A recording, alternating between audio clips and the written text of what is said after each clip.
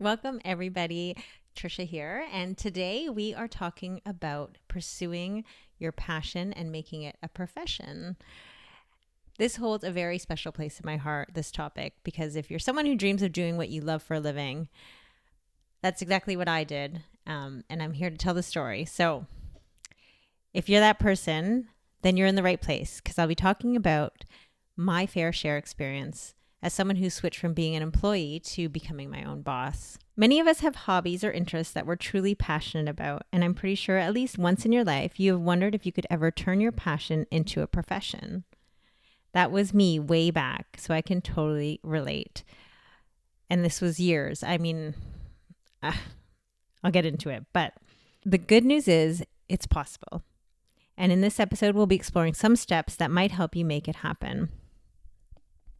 The first step for me is to identify what you're truly passionate about. I know this seems obvious, but sometimes it's actually trickier than you might think. And for me, what I did was I actually took pen to paper and I wrote down things that I really loved and things that I believed I was passionate about. The other thing I did is I actually asked friends, like, what do you think I really love to do?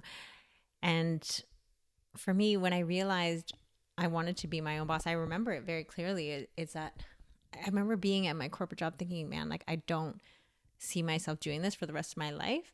And I've always loved fitness and health. And I thought, what can I do around fitness and health that could allow me to work for myself and have flexible hours? And for me, it was all about owning my own time. And I used to say that to myself, I want to own my own time. I don't want to be clocking in, clocking out and working for somebody else. I want to own my own time. And so that's where it really started for me. And I thought, okay, my friends kept saying, Trisha, you're really into fitness and you love to help people when it comes to fitness. And that's kind of where it started, is that I actually started really helping my friends when it came to their health and fitness. And then I thought, wow, I'm really enjoying this. Okay. So, but if you're struggling to find your passion, I think that's where you start. Ask yourself, write it down, and keep writing it down. Revisit that list, and then ask your friends, ask your parents, ask your cousins, ask anyone who's close to you that might be able to help ignite some of those thoughts about what you are really passionate about. The next step is developing your skills. So develop the skills necessary to excel in that area. Passion alone might not be enough to turn it into a profession, because you need to hone your skills and become an expert in your chosen field. So I'll give you an example of what I did. I really had a passion for fitness and I loved it. I lived and breathed it. But what I did actually was, when I was on mat leave, I went and got certified as a fitness specialist in pre and postnatal. And then I also got a certification in nutrition. Like, this is something I think it's so important. So when you have a passion for something, look into like how you can become an expert in that passion and how you can help others through living that dream or living your dream. So this might involve taking courses, attending workshops, practicing regularly, and seeking feedback. So what I did is actually I got certified, like I said, and I actually practiced on my friends and my family, and I created programs for them. And that's actually how I started. Really, my brand was, I started doing one-on-one personal training and nutrition coaching for my friends. And it was through that I started sharing my journey as a mom who was, very active, wanted to be in the gym, and then now working out from home. And then I shared that story, plus how I was helping others do the same, primarily moms who were, looking to stay active and fit, but being able to do that from home. So that's how I started. Again, it's just important to consistently improve your skills. So even today, I take business courses, I join workshops, and that's so important for me to continue to learn and to grow and to expand on, my passion and how I can better help and serve others. Okay, create a plan. So after developing your skills, it's time to plan things out. This might involve setting specific goals, creating a timeline, creating a business or career plan. I got a lot of help from friends who have done the same move. I also, chatted with other people who I was inspired by and motivated by and asked them how did they do it. And just getting that kind of advice and insight was really inspirational for me. And it really helped me to kind of keep me accountable to someone and push me forward a little bit to like actually take the leap. And also, you have to consider other factors such as the market demand, who's your target audience, your pricing, your marketing strategies, and then financial considerations. Because sometimes, it's not always easy to take the full leap and like leave your corporate job.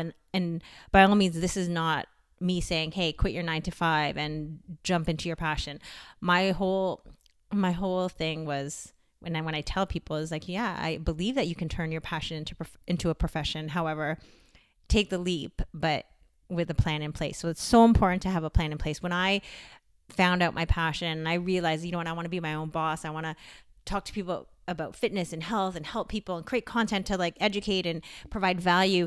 I didn't actually leave my 9 to 5 for years. I think it took, I don't even know. I only left my job a couple of years ago. So it took me a while, and I was juggling the two, and and there were long days, and I was working a 9 to 5, and I'd come home and I'd be creating content, writing blogs, helping clients, and that happened for quite some time before I actually took the leap. So bottom line is, take the leap, but with a plan in place. So pursuing your passion, making it the source of living, is not at all easy, which I said, and the struggles which I mentioned, which was sometimes having to work really long days because you're working 2 jobs, as you might say. And it's important to be mindful of the setbacks that you're probably going to be facing and some of the challenges. And it did feel like an uphill battle for quite some time. And then just put some strategies in place to help overcome them. And I think it's important to create like a support network, have friends who believe in you and that you can kind of lean on and like ask for advice and ask for support and encouragement. Because there were times for me where I remember thinking like, is it worth it? And I actually very clearly remember someone saying to me, like, why are you doing this? You'd make more money with what you're doing. I was working in a sales position. It was a great job. I made good money, a great bonus. I could probably do it with my eyes closed, and I was getting paid a very consistent, stable, amazing salary. But guess what? I wasn't really passionate about the job, and I really wanted to be my own boss. I wanted to own my own time. So yeah, but there were times where I was like, oh my gosh, is it worth it? Is it worth it to leave a stable income? And right now I can say for me it was, because I don't look back. I have zero regrets, and I'm, making more money now actually than I ever was. And I still have the ability to own my own time, but I am working a lot more.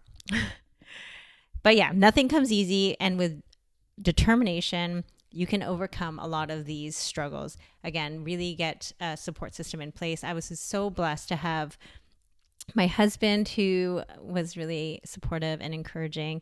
And again, that comes back to the whole take a leap, but with a plan in place. So when I had that plan, it was important for me to get his support there. And, we reviewed our finances and said, like, this is feasible and we could do it.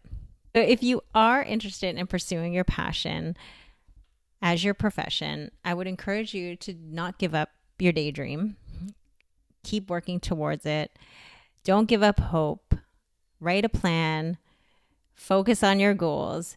Actually set a timeline. I think it's so important to have a specific timeline in mind. And that doesn't mean like, hey, I'm going to quit my job, but it means like, hey, by this point I might have like a business plan written. By this point I'm going to like start my Instagram account. And sometimes it could be as simple as like just like putting up your first post and hitting publish. And those little wins are things to celebrate, because you're one step closer to pursuing that passion and making it your full-time job. Well, that's it for today's episode. I hope you enjoyed that. I hope it inspired you just even a little bit. If you have any questions, make sure you hit me up. Thanks for listening.